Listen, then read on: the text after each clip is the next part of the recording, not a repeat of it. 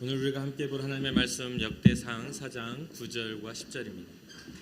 역대상 4장 9절과 10절 말씀입니다.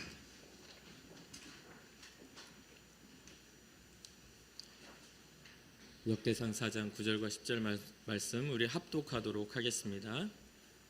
야베스는 그의 형제보다 귀중한 자라. 그의 어머니가 이름하여 이르되 야베스라 하였으니 이는 내가 수고로이 낳았다 함이었더라. 야베스가 이스라엘 사람 하나님께 아뢰어 이르되 주께서 내게 복을 주시려거든 나의 지역을 넓히시고 주의 손으로 나를 도우사 나로 환난을 벗어나 내게 근심이 없게 하옵소서 하였더니 하나님이 그가 구하는 것을 허락하셨더라. 아멘. 아멘. 삶을 살면서 삶에 근심이 없는 경우는 없습니다. 그렇죠? 걱정이나 근심이 항상 따라오는 것 같습니다. 하지만 이 걱정과 근심이 있다고 해서 우리가 그 삶을 불행하다 말하지는 않습니다. 그렇죠? 언제나 근심이 있기 때문에, 언제나 걱정이 있기 때문에 우리는 그것과 함께 살아가지만 그것을 불행으로 느끼려면 그 근심과 걱정을 이길 힘이 없을 때 불행으로 느껴요. 근데 우리가 걱정하고 근심하고 하는 것들은 다 그 경중이 있습니다. 어떤 거는 절대 이거를 해결하지 못할 그 문제 앞에 서기도 하고, 어떤 거는 아주 가벼운데 마음에 스트레스를 주는 그런 문제들도 있을 수 있죠. 그런데 불행하다 말하는 것은 그것도 저것도 다 일의 경중과 상관없이 애초에 그것을 이길 힘이 우리 가운데, 우리의 마음에, 우리의 영혼의 에너지가 없어버리면 이게 불행으로 다가옵니다. 때로는 걱정과 근심 중에도 사람은 행복감을 느낄 수가 있습니다. 배고픔 중에도 작은 달콤한 그 하나로도 우리는 행복하다, 맛있다 이런 걸 느낄 수 있는 것처럼 말이죠. 우리가 여기에 모여있지만 각자가 삶에 가진 염려가, 근심들이 다 있을 겁니다. 그렇기 때문에 그러한 것들을 해석하는 데 있어서 우리는 그것을 불행으로 해석할 그러한 존재들이 아니라 오히려 그러한 염려와 근심이 이게 역전되고 반전되어졌을 때 우리에게 다가올 그러한 영광과 기쁨이 된다는 것을 우리는 알고 있는 사람들인 것이죠. 인생에 있어서 시작은 끝을 이야기합니다. 어린아이는 노년을 비춰주는 것이죠. 그런 것처럼 우리의 인생은 흘러가게 되어 있고, 시간은 우리에게 시간은 동일하게 적용되는 그러한 문제이기도 합니다. 그렇게 우리는 이러한 우리의 인생을 이야기할 때 어떤 사건과 사건으로 이야기할 것이 아니라 우리의 삶의 본질로서 좀 바라볼 필요가 있겠다, 그런 생각을 합니다. 이 본질의 문제를 우리가 바라본다면 우리가 이 땅에 존재하며 살아가는 존재의 가치가 무엇인지를 깨닫게 되지 않겠습니까? 이 문제가 해결되지 않는다면 우리는 하나님을 항상 오해할 수밖에 없습니다. 왜요? 계속 문제 앞에 우리는 직면해야 하거든요. 먹고 사는 문제, 때로는 건강의 문제, 때로는 어떤 삶의 기회의 문제 앞에 우리는 계속 직면하면서 우리는 신앙자로 살아가지만 항상 하나님에 대해서 어떻게 해요? 오해하며 원망하게 되겠죠. 우리의 가치의 문제를 잃어버리면 우리는 항상 그것을 오해하고 원망하게 돼요. 몇 년 전에 한 청년과의 만나면서 그 청년이 이런 질문을 했습니다. 이게 몇 년 전인데 이게 코로나가 터진 후거든요. 그 청년이 와서 그러는 거예요. 하나님, 왜 코로나와 같은 이런 재앙이 일어나도록 하나님은 내버려 두시는 거죠? 라는 이런 질문을 하더라고요. 그래서 목회를 하다 그 청년에게 그런 이야기를 했습니다. 목회를 하다 보면 신앙자들이 또 그 신앙에 대해서 좀 고민하는 사람들이 와서 흔하게 너처럼 질문을 나한테 한다. 뭔가 어려운 일을 당할 때마다, 코로나가 아니라도 뭔가 자기가 예상치 못한 일을 당하면 와서 왜 나는 하나님을 믿는데 자꾸 이런 일이 내게 일어나게 합니까? 라는 그런 질문을 하게 된다. 그 질문의 이면에는 하나님이 왜 사람들에게 재앙을 허락하시는가에 대한 그런 의문과 더 나아가 원망이 있다는 것을 안다. 그렇지 않습니까? 그 하나님에 대해서 원망을 하는 겁니다. 왜 이런 일이 내게 일어나게 하시는지, 왜 이런 일이 인생 중에 나타나게 하시는지. 그런데 이것에 대해서 계속 파고들다 보면 답이 안 나와. 이 문제는 너무 다양하고 각기 느끼는 감정도 너무 다양하기 때문에 어떤 사람은 위기가 기회로, 성공의 기회로 바뀌는 사람 있잖아요. 코로나가 터짐으로써 잘 되는 사람도 있습니다. 코로나로 인하여 아픔을 당하는 사람도 있지만요. 그렇지 않습니까? 그렇기 때문에 그거를 해석하는 거에 따라서 완전히 달라져요. 이 질문의 대답을 얻으려면 우리는 인간 본연의 창세기 1장부터 3장까지 나오는 하나님과 사람과의 관계를 우리가 이해해야만 왜 재앙이 우리에게 임하게 되었는지 그 근본적인 이유를 우리가 깨달아야만 이 문제는 해결할 수가 있어라는 그런 대답을 했던 기억이 납니다. 대부분 질문한 사람들은요, 자기가 원하는 질문 이상의 대답을 하면 잘 안 듣습니다. 그것만 들으려고 해요. 그런데 잘 보십시오. 왜 재앙이 임하게 되는가? 왜 우리가 죽게 되었는가? 이것은 분명히 성경이 밝혀주고 있는 거거든요. 죽음이란 단어가 아담과 하와의 죄 이전에는 성경상에 언급이 되지 않습니다. 그러니까 죽음이란 단어는 상관이 없어요. 죄를 짓기 전에는 상관이 없어요. 그런데 이 죽음이란 단어가 적용되는 것은 언제냐면 정령 죽으리라 한 망각을 이야기할 때, 저 동산 중앙에 있는 나무의 실과를 먹으면 정령 죽게 돼. 그러니까 먹지 마.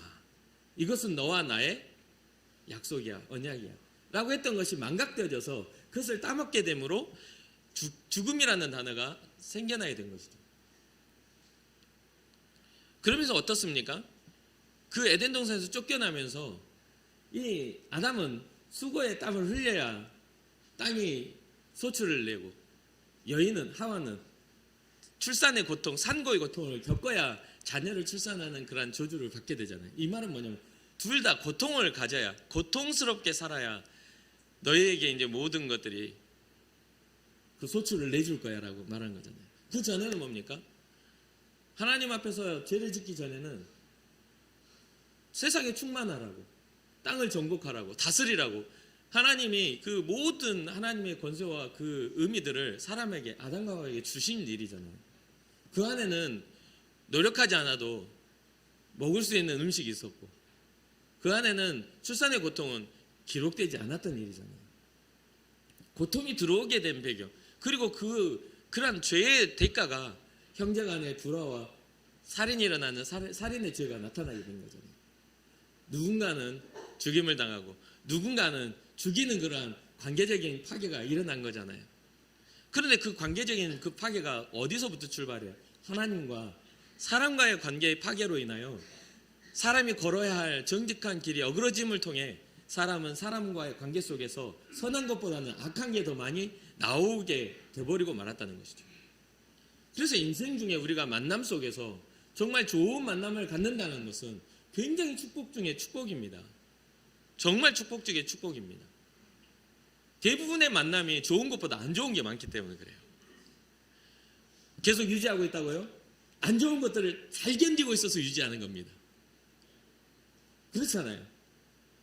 오늘 우리가 하루를 돌아보면서 행복한 시간보다 행복하지 않거나 행복에 대해 무감각한 시간이 훨씬 길잖아요. 그렇지 않습니까? 그 중에 하나의 행복을 가지고 우리는 하루의 힘을 얻고 살아간다는 거죠. 그런 것처럼 그렇기 때문에 보편화된 재앙, 우리가 살면서 인생 중에 보편화된 재앙들이 있어요. 요즘에 막 이번에 경주에서도 막 지진이 나고 또 전 세계가 지진이나 화산 폭발이나 여러 가지 또 전쟁의 이유들 막 보편화되어 있는 누군가의 어떤 욕심이거나 누군가의 어떤 시대적 흐름이거나 이런 것들을 뿐만 아니라 보편화된 재앙 앞에 우리가 섰을 때 우리는 근심할 수밖에 없죠. 그러면서 묻습니다. 왜 하나님은 우리에게 이러한 것을 허락하시는가? 근데 성경은요, 목사님 와가지고 물어볼 필요가 없어. 성경이 다 기록되어 있지 않습니까? 세기 말에 대해서 주님이 오시는 그때에 대해서 경고하고 있잖아요. 굳이 어떤 제로나 어떤 사람의 말로 그것을 대답을 얻으려고 할 것 이전에 영원하신 하나님의 말씀에 그게 다 기록되어져 있는데 그것에 대해서는 잘 몰라. 관심이 없어. 하나님이 어떻게 말씀하셨는지에 대해서는 별로 관심이 없어. 그것은 신의 이야기니까라고 생각하십니까? 그렇게 되어버리면 우리는 계속 무지한 상태로 우리의 본연의 우리의 삶의 본질을 알지 못하는 상태로 살아갈 수밖에 없는 것이죠. 그러니까 우리는 보편화된 재앙과 근심에 대한 질문보다 왜 사람은 재앙에 노출되었는가, 이것을 먼저 생각해야 하는 것이죠. 이게 분명히 하나님 앞에서 이것이 이것이 해결돼야 근본적인 문제 해결되는 그런 상식적인 순서라고 생각을 해요. 그러니까 우리는 피조물로서 하나님의 창조물로서의 피조물로서의 우리의 상태보다 창조자인 하나님, 신이라는 하나님 우리에게 해야 될 일에 대한 것만 집중을 해요. 우리가 주님께 어떠한 존재가 되는가가 중요한 게 아니라 당신이 나의 신이라면 나한테 이렇게 해줘야지라는 생각을 한단 말이에요. 그러니까 뭔가 잘못되어 있죠. 뭔가 잘못되어 있어요. 그러니까 이게 점점 상식이 뒤집어져 가고 있는 겁니다. 인류가 얻게 된 고통에 대한 근본적인 이유를 알게 된다면 하나님께서 성령을 통해서 우리에게 이루어 가시는 이 일들이 얼마나 감격스러운 일인지를 깨닫게 될 것입니다. 얼마나 어려운 일을 이루셨는지, 우리를 구원하시기 위해 하나님의 희생과 하나님의 사랑이 얼마나 깊었는지를 깨닫게 되는 거예요. 그러니 그런 모든 재앙 앞에 누가 노출되었어요? 신이신 예수 그리스도, 하나님이신 예수 그리스도가 그 재앙 앞에 노출되어서 우리의 죄, 우리의 아픔, 우리의 고통을 담당하셨다 이 말이에요. 그러니까 왜 이런 일이 일어납니까? 라는 그 질문은 미련한 거예요. 미련한 거. 우리가 영원하신 하나님의 나라가 회복되기 전에는 우리는 끊임없이 근심과 걱정과 재앙과 고통 속에 우리는 들어갈 수밖에 없습니다. 그 중에 우리는 뭘 찾아야 돼요? 우리를 구원하시는, 영원히 우리를 영화롭게 하실 예수 그리스도의 생명을 찾는 것이 오늘날 우리의 삶의 본질적인 해결되어야 할 그런 문제라는 것을 잊지 마시기 바랍니다. 오늘 본문에서 이 본문을 선택한 이유는 한 주를 이렇게 묵상을 하면서 뭐 좀 강하게 제가 이 본질 서론을 시작했지만 여러분들 우리에게 축복이 필요하다라는 생각을 했어요. 우리가 복에 대한 어떤 다른 개념이 필요하겠다. 우리가 어떻게 복을 받을 것인가? 성도들의 삶이 하나님이 어떻게 주목하시며 복을 받을 것인가? 한 주를 계속 묵상할 때마다 이런 마음에 이런 어떤 부담감들이 생겨나는 거예요. 나는 하나님, 저는 평생 축복하는 목사로 살겠다라는 그런 소원이 있었는데 저는 말투가 떽떽거려가지고 별로 축복 안 받는 것 같은 기분일 거예요. 그런 생각을 많이 합니다, 제가. 그런데 여러분, 예수 그리스도의 생명은요, 축복입니다. 우리가 회개할 수 있는 마음 갖는 것도 축복입니다. 우리의 인생에 있어서 하나님을 발견하고 우리의 잘못을 이해하고 눈물로서 주님 앞에 나오는 거 축복이에요. 그러니까 이게 우리가 성전에서 선포돼야 할 복은 뭐 하면 잘 되더라, 형통하더라, 뭐 잘 먹고 잘 살더라, 내 자식이 뭐 큰 대기업에 들어갔다더라, 아니면 돈 많이 벌었다, 이것이 축복이 아닙니다. 이것은 세상이 망하면 끝날 일이에요. 진짜 축복은 우리의 삶의 모양과 상태에 상관없이 주님이 우리를 구원하심에 있음을 믿으시기 바랍니다. 게다가 거기에다가 더불어 우리 삶도 잘 된다면 더 복이잖아요. 우리가 인생에 있어서 제가 우리 대한민국 땅에 태어난 것을 어렸을 때부터 감사했던 이유가 정말 저는 좀 어렸을 때 혼자 있는 시간들이 많았으니까 어렸을 때부터 너무 고마운 거예요, 하나님이. 왜냐면 제가 어렸을 때 나는 공산당이 싫어요 하면서 그런 교육받고 자랐거든요. 이승복 어린이 막 방공 막 벽에다가 써놓고 막 그럴 때보다 그렇게 하면서 제 개인적인 어린 생각에는 전쟁 시기에 안 태어나서 참 다행이다. 제 아버지가 6.25 때 막 총소리 나면 총알 주우러 간다고 막 뛰쳐나가셨대요. 그러니까 할머니가 너 때문에 우리가 다 죽겠다고. 정말 얼마나 그 개구장이었는지 탕탕탕 소리가 나면 막 총알 주워온다고 그러면서 진짜 환장할 노릇이죠. 지금 발견되면 죽을 그런 시간에 게다가 또 할아버지는 그때 돌아가셨으니까, 저희 아버지의 아버지는 그때 희생당하셨으니까, 그러니까 할머니 입장에서는 보통 일이 아닌 거예요. 그런 이야기를 들었던 제 입장에서는 이 대한민국 땅의 평화로움이 또 제 삶에 주어진 그 평화로움이 너무너무 감사했던 기억이 납니다. 지금도 그래요. 지금도 저는 이 땅을 보호하시는 하나님의 역사가 너무나 깊은 감사가 있어요. 어찌됐든 간에 전 세계에서 가장 안전한 나라잖아요. 새벽에 부산에 있을 때 새벽에 한 3시쯤에도 막 여자가 돌아다니고 막 남자들 돌아다니고 하는데 어쩔 때 신방이 끝나고 이렇게 오면 어머 이 늦은 시간에 여성이 돌아다니면 제가 그런 이야기를 해요. 저 사람이 더 무서운 사람이니까 피해가라고. 그 사람이 위험한 게 아니라 그 사람이 더 위험한 사람일 수도 있다라고 이렇게 이야기를 할 정도로 안전한 나라입니다. 그런데 여기에서 이제 하고 싶은 이야기는 우리의 인생의 이 야베스의 이야기는 되게 독특합니다. 이 역대상을 보면 4장 1절부터 유다의 족보에 대해서 쭉 이야기를 하거든요. 유다의 족보에 대해서 이야기를 해요. 나열해요. 그런데 이 8절에 고스가 나온 종족을 이야기하다가 아할 종족의 이야기 중에 갑자기 야베스라는 인물을 탁 등장을 시킵니다. 아무리 살펴봐도 앞뒤로 9절에서 야베스라는 인물이 등장할 이유가 별로 없어 보입니다. 그냥 이름만 딱 하고 넘어가도 될 그냥 족보의 하나의 일부분이죠. 그런데 이 역대상을 기록한 저자는 이 야베스라는 인물을 넣으면서 이 사람에 대해서 단 2줄이지만 이렇게 조명을 하고 있는 것을 보게 돼요. 단 2절에 불과하지만 딱 조명을 해서 이 사람에 대한 설명을 합니다.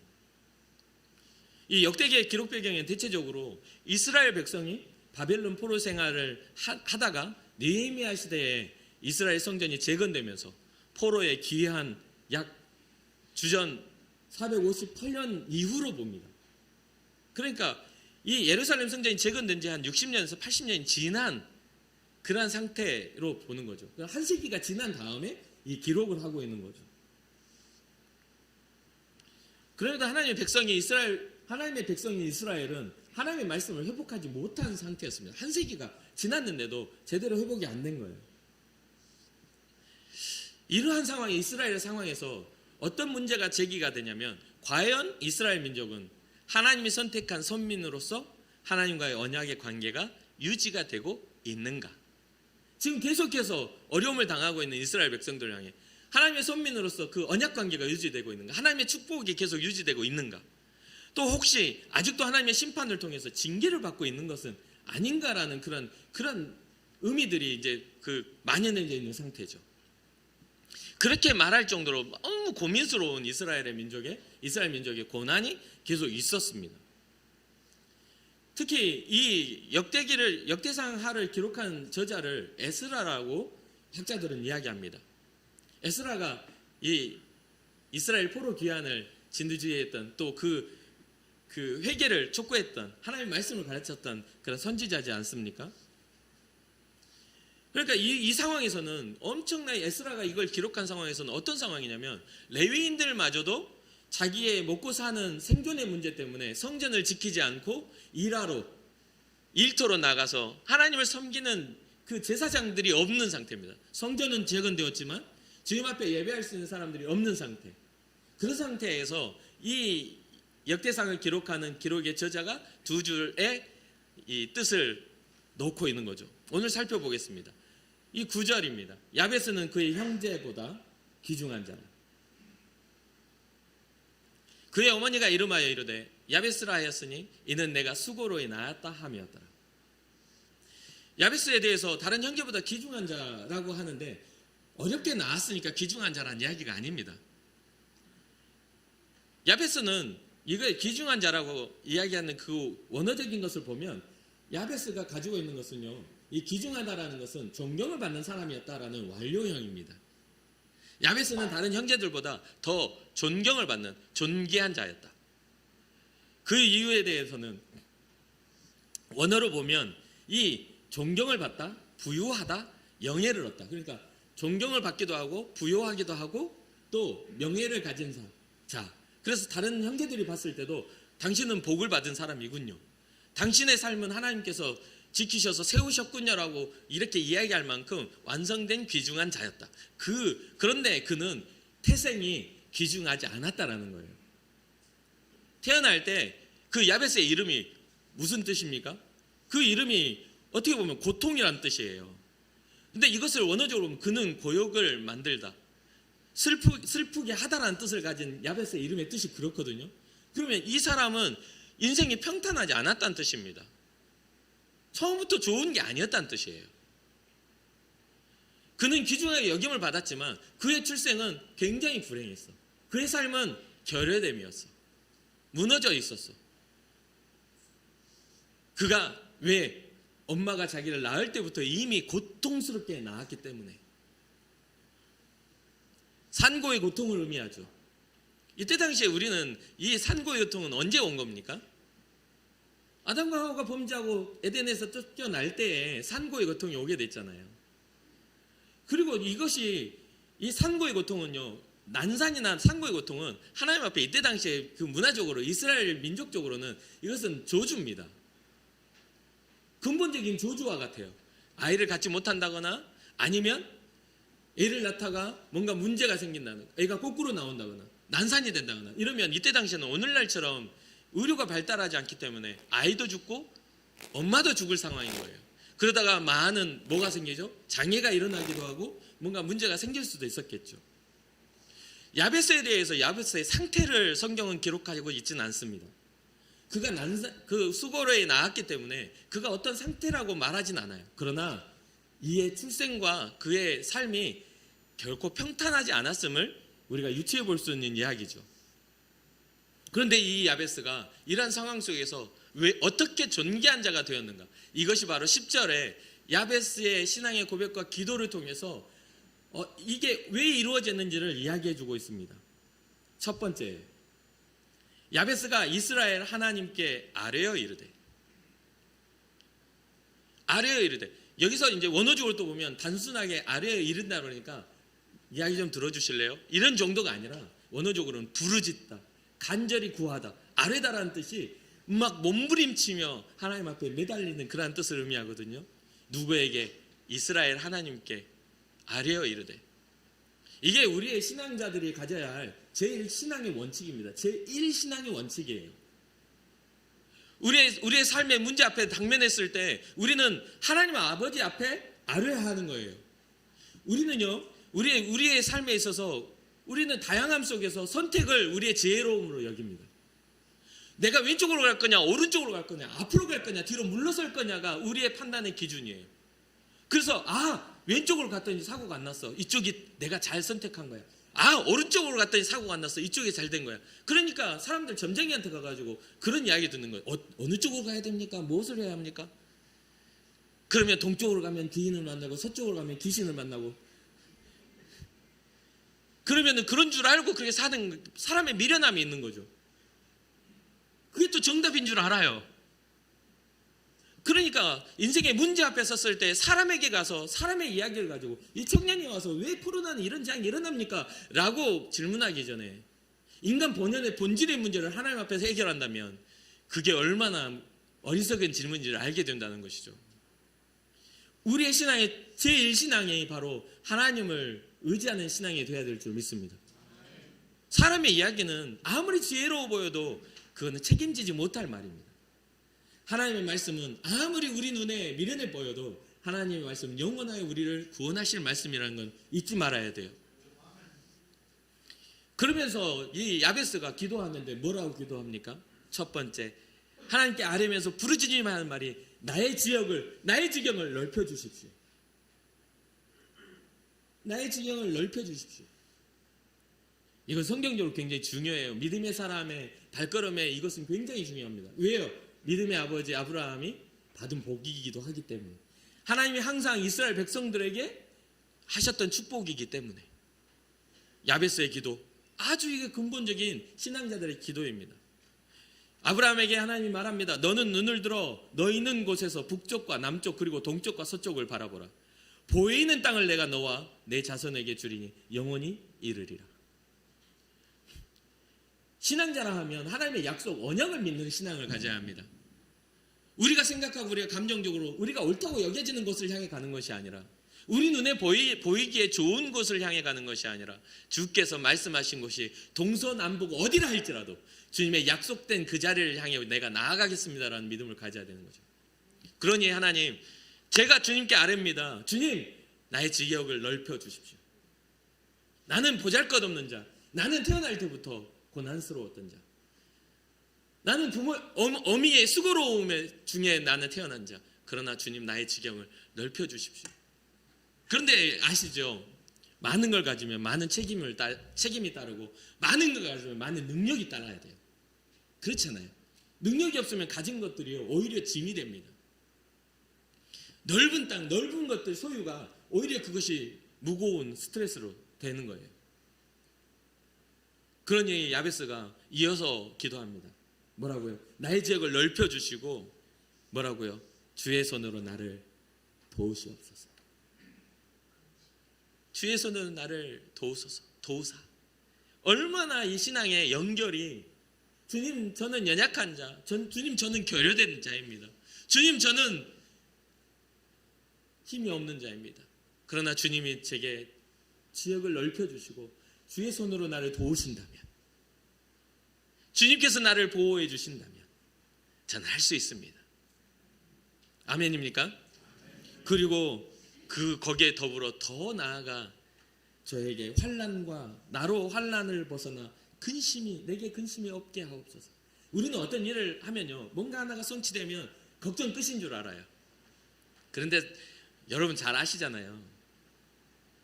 어떤 일이 하나 소원하는 일이 성취됐다고 걱정 끝이 되는 게 아니에요. 예를 들면 그렇죠.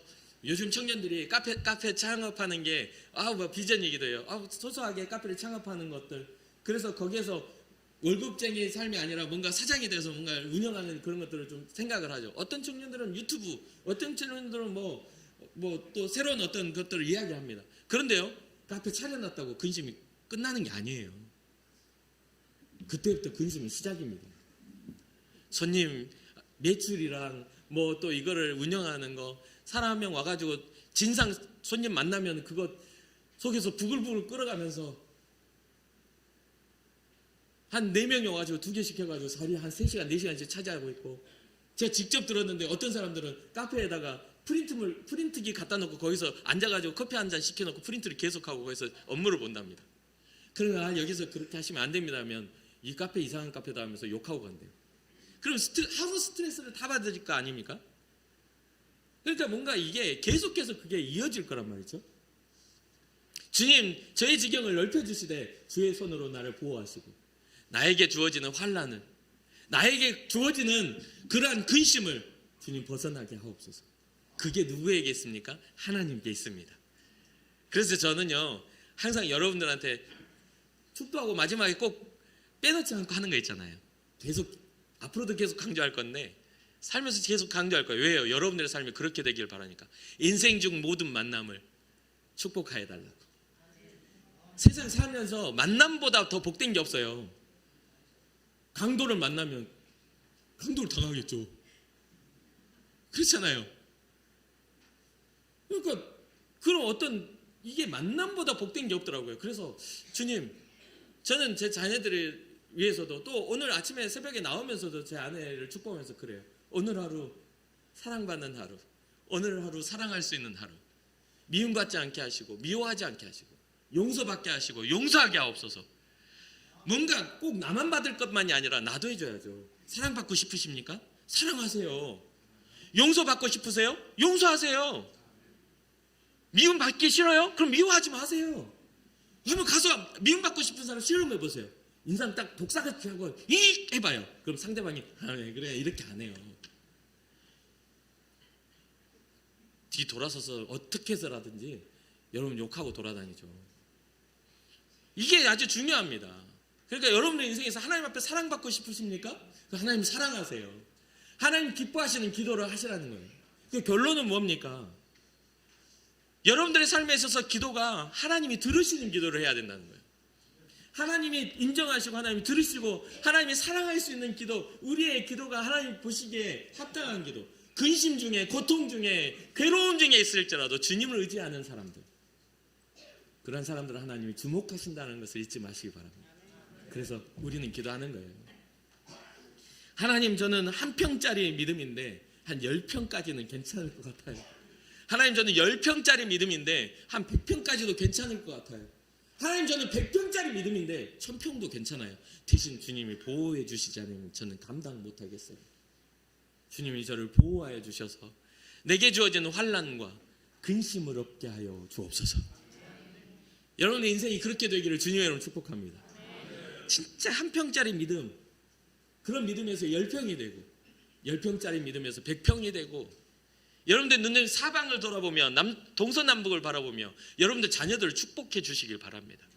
주님께 아뢰어 주님이 주시는 복 안에서 세상만 잘 사는 것이 아니라 근본적인 그러한 은혜를 회복하여 이 땅 가운데 말세라고 일컬어지는 이 땅 가운데 내 자녀들이 교회를 지키게 하시고, 내 자녀들이 복음을 선포하게 하시고, 내 자녀들이 세상의 문화와 정치와 경제와 모든 예술에 이르기까지 그곳에서 영향력을 갖게 하옵소서.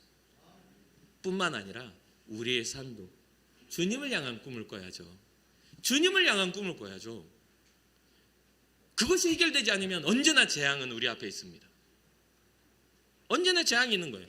당장에 지금 먹고 사는 게 편안하십니까? 아니요. 주님 앞에 섰을 때는 우리는 책망받을 수밖에 없는 거예요. 그게 믿어지지 않으면 계속 그렇게 살아가겠죠. 우리가 항상 후회하는 것들이 있죠. 뭡니까? 시험 본 다음에는 아이고 다음번에는 시험 공부 더 열심히 해야지.